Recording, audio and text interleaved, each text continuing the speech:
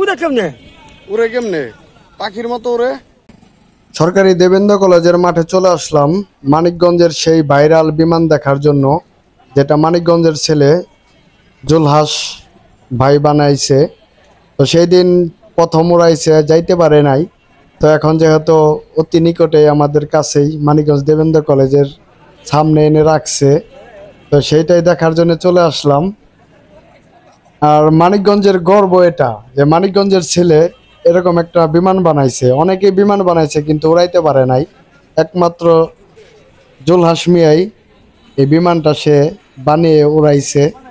তো অনেক কাছে থেকে দেখতে পেরে ভালোই লাগতেছে, আর অনেকে আইসা আইসা দেখতেছে, ছবি তুলতেছে। সত্যি অসাধারণ হয়েছে। নিজেদের জেলার ভিতরে একজন মানুষ যে একটা বিমান বানাইছে, এটা আসলে অনেক গর্বের। খারাপ না হিসেবে, খারাপ না। বড় ভাই এটা বিক্রি করবো নাকি? বিক্রি করবো না?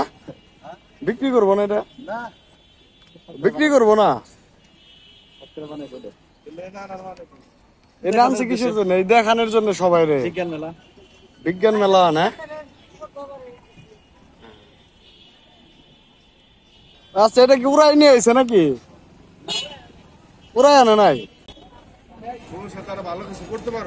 তো ওনার কি একটু ছোট করে বানাইবো, এখন তো বড় হয়ে গেছে। পরিশ্রম করে যে বুদ্ধি খাটে বানাইছে, এটাই তো অনেক।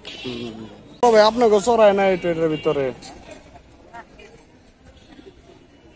না? এই যে দিন রাত ধরে পাহারা দিতেছেন, একটু চড়াইলে কি হইতো? যাই কি এরপর কইবেন যে বানাইছে, আসে নাই না ভিতরে না, এরপর কইবেন যে উড়াইবো, আপনাকে নিয়ে যান একটু ঘুরে।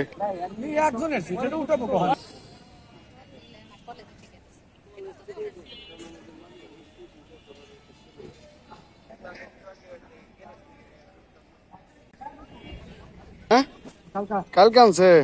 চোর ছিল না তুমি? তোমার চড়ায় নাই? তোমার চড়ায় নাই? উড়ে কেমনে? উড়ে কেমনে?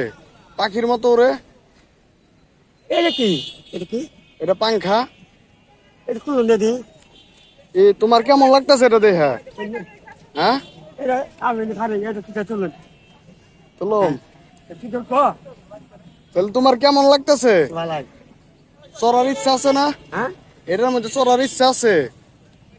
হ্যাঁ ইচ্ছা আছে সত্যি? হ্যাঁ। এটা আড্ডা দেহ কেমন? নাগর বান যায় না? নাগর পাওয়া যায়? বাহ, যাক। এটা বড় দিছে। হ্যাঁ, এটা ওজন আছে, অনেক ওজন। এটা যে বানাইছে না, তারা জিগাইবা যে এটা উড়ে কেমনে, আর এটার ওজন কেমন। লোহা বানাই দিতে। আসলে আপনারা দেবেন্দ্র কলেজের মাঠে আসলে ভাইরাল সেই মানিকগঞ্জের জুলহাস ভাইয়ের বিমানটা দেখতে পারবেন। তো এখানে এনে রেখে দিছে প্রদর্শনীর জন্য।